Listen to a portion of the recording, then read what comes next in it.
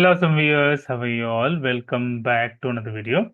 Guys, in this video, we are going to discuss how we can scroll in iOS. For that, guys, I have just written one simple method, public void scroll to iOS. Here I have used JavaScript executor JS with JavaScript executor driver, and I'm using hash map. If you want to scroll down, you can give scroll object, the object of the hash map. Key will be the direction, and you have to go up. In this way, it will go up, so that whatever the items are there in the bottom will appear. If you want to go from bottom to up, you have to give down here, value down. And also you can increase the count, mobile swipe, scroll element.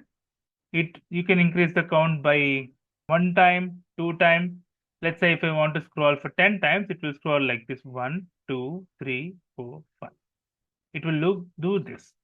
So I've added a try and catch mechanism here.